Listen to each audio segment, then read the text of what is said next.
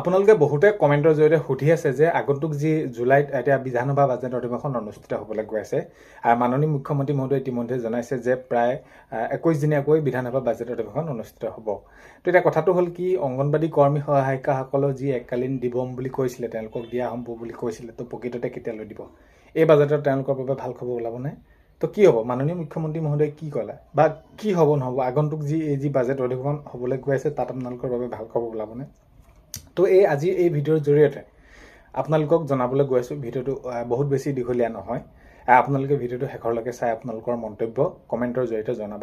আৰু এইখিনিতে আপোনালোকক এটা অনুৰোধ কৰিম, সদায় ভিডিঅ'ৰ লগত আপোনালোকক কোৱাৰ দৰে চেনেলটোলৈ যদি আপোনালোক নতুনকৈ আহিছে, চেনেলটো ছাবস্ক্ৰাইব কৰাৰ লগতে কাষতে থকা বেল আইকনটো প্ৰেছ কৰি অল কৰি থ'ব, যাতে নতুন এটা ভিডিঅ' দিয়াৰ লগে লগে আপোনালোকে আগতীয়াকৈ চাবলৈ পায়। যদি ভিডিঅ'টো চাই ভাল পায় লাইক এটা কৰি দিব আৰু শ্বেয়াৰ কৰি দিব বুলি আশা কৰিলোঁ। এতিয়া চাওক, মাননীয় মুখ্যমন্ত্ৰী মহোদয়ে কৈছিলে যে যিসমূহ প্ৰতিশ্ৰুতি আমি দিছিলোঁ সেই প্ৰতিশ্ৰুতিসমূহ আমি সকলোখিনি পূৰ কৰিবলৈ চেষ্টা কৰিম, অৰ্থাৎ আমি এবাৰ পূৰ কৰিম। আগন্তুক 5 বছৰত আমি সকলোখিনি কাম কৰিম। সেয়া লাগে নিযুক্তি ক্ষেত্ৰতে হওক, সেয়া লাগে আঁচনিৰ ক্ষেত্ৰতে হওক, বা যেনেদৰে নহওক, আমি যিসমূহ কাম কৰিব লগা আছে ৰাইজে যিসমূহ কাম উত্থাপন কৰিব, সেই আমি সকলো ক্ষেত্ৰত আমি সেইখিনি কি কৰিম, কষ্ট কৰি হ'লেও যিখিনি কৰিব লাগে আমি সকলোখিনি যিমান পাৰোঁ কৰিম, ৰাইজৰ হৈ কাম কৰিম। কাৰণ কেলৈ, আমি ৰাইজে আমাক এইবাৰ বহুত বেছি আদৰি ল'লে আৰু যিখিনি আমাক সন্মান দিলে সেইখিনি আমাক কেতিয়াও পাহৰিব নোৱাৰোঁ। ৰাইজৰ ওচৰত আমি সদায় চিৰকৃতজ্ঞ হৈ ৰ'ম।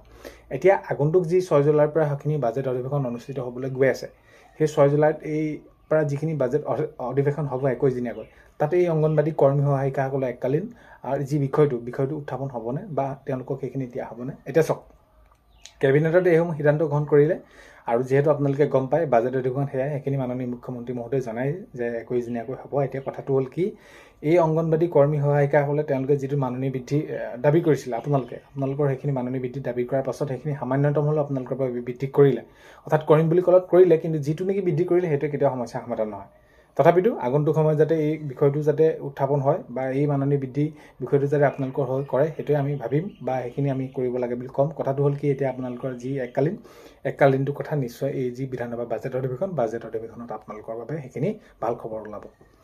কিয় ওলাব? মাননীয় মুখ্যমন্ত্ৰী মহোদয়ে এতিয়া যিহেতু দিম বুলি কৈছিলে, এইখিনি দিয়া হ'ব আৰু দিবই। প্ৰতিটো ক্ষেত্ৰতে আপোনালোকে যদি চায় তেনেহ'লে প্ৰতিটো কামেই কৰিম বুলি কৈছে। আপোনালোকে নিশ্চিত থাকক, এককালীনটো আপোনালোকে পাব, অৰ্থাৎ আপোনালোকে এইটো পাবলগীয়া। এইটো ক্ষেত্ৰত আপোনালোকে সঞ্চালক মহোদয় হওক বা বিভাগৰ সচিবকে হওক বা এইখিনি যেনেদৰে নহওক, এতিয়া মাননীয় মুখ্যমন্ত্ৰী মহোদয়ে প্ৰতিটো দিশতে যদি আপোনালোকে চায়, এতিয়া পেঞ্চনৰ বিষয়টো, কৰ্মচাৰীসকলে এতিয়া পেঞ্চন পাবৰ বাবে কি তাঁতবাতি কৰি থাকিব লগা হয়। এতিয়া পেঞ্চনৰ বিষয়টো যিদৰে তেনেকৈ কৈছে যে পেঞ্চনৰ সৈতে যিসকল জড়িত হৈ থাকে বা পেঞ্চনটো অতি সোনকালে তেওঁলোকক যদি কৰি নিদিয়ে কোনোবা বিষয়া কৰ্মচাৰীক, তেওঁলোকে সেইখিনি কি কৰিব, আৰ্থিকভাৱেও তেওঁলোকক সেইখিনি কৰ্মচাৰীসকলক তেওঁলোকৰ পৰা দৰমহা কৰ্তন পাই ইত্যাদি সেইখিনি মন্তব্য কৰিছে। অৰ্থাৎ এতিয়া যিহেতু আপোনালোকে অংগনবাদী কৰ্মী সহায়িকাসকলে আজি দীৰ্ঘদিনৰ পৰা তেওঁলোকে এইখিনি আপোনালোকে পাবলগীয়া, এইখিনি আপোনালোকে কৰ্তব্য, আপোনালোকে যিখিনি কাম কৰিছে আপোনালোকে সেইটো দায়িত্ব নহয়, আপোনালোকে সেইখিনি নিয়াৰিকৈ কৰি গৈছে, আপোনালোকে এইটো প্ৰাপ্য আৰু এইটো আপোনালোকৰ অধিকাৰ, সেইটো আপোনালোকে পাব লাগে। তো সেইবাবে আগন্তুক সময়ত আপোনালোকে যি বিধানসভা এতিয়া বাজেট অধিৱেশন অনুষ্ঠিত হ'বলৈ কৈ আছে, তাতে আপোনালোকৰ বাবে ভাল খবৰ ওলাব বহুত বেছি। আপোনালোকে সেইখিনি নিশ্চিত থাকক, ওলাবই লাগিব। কাৰণ কেলৈ, এইখিনি ক্ষেত্ৰত তেওঁলোকে ব্যৱস্থা গ্ৰহণ কৰিব লাগিব। কাৰণ এতিয়া অংগনবাদী কৰ্মী সহায়িকাসকলে যিমানখিনি পায়, কিমান পায় আপোনালোকে? বহুত বেছিটো নাপায়। এইখিনি ক্ষেত্ৰত বুজি উঠা উচিত। কাৰণ কেলৈ, এজন কৰ্মচাৰী, এতিয়া যদি আমি চাওঁ অসম ৰাজ্যিক কৰ্মচাৰী এজনৰ দৰমহা কিমান, তেওঁলোকে পেঞ্চন কিমান পায়।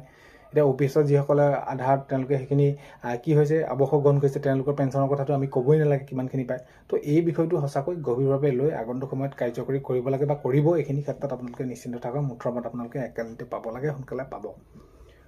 আগন্তুক সময়ত এতিয়া আমি 6 জুলাইৰ পৰা সেইখিনি আৰম্ভ হ'ব, আমি অপেক্ষা কৰিব লাগিব, কিন্তু পোৱাটোতো পাব লাগে। এতিয়া অংগনবাদী কৰ্মী সহায়িকাসকলেতো পাবই লাগে, কাৰণ কেলৈ তেওঁলোকৰ গৰম বন্ধ নাই, প্ৰতিদিন দিনতে এইটো কাম সেইটো কাম। তো আগন্তুক সময়ত ভাল খবৰ আহক, আহিব লাগে, আহিলে নিশ্চয় জনাম। মুঠৰ ওপৰত আপোনালোকে এইটো পাব লাগে, পাব, আৰু আপোনালোকে এই বিষয়টো নিশ্চয় সেইখিনি সিদ্ধান্ত গ্ৰহণ কৰিব। ভিডিঅ'টো শেষলৈকে চোৱাৰ বাবে বহুতে বেছি ধন্যবাদ। ভিডিঅ' আপোনালোকক প্ৰথমতে কোৱাৰ দৰে চেনেলটোলৈ যদি আপোনালোক নতুনকৈ আহিছে, চেনেলটো ছাবস্ক্ৰাইব কৰাৰ লগতে কাষতে থকা বেল আইকনটো প্ৰেছ কৰি অল কৰি থ'ব, যাতে নতুন এটা ভিডিঅ' দিয়াৰ লগে লগে আপোনালোকে আগতীয়াকৈ চাবলৈ পায়। আজিলৈ অন্য এটা ভিডিঅ'তে লগ পোৱাৰ আশাৰে বাই।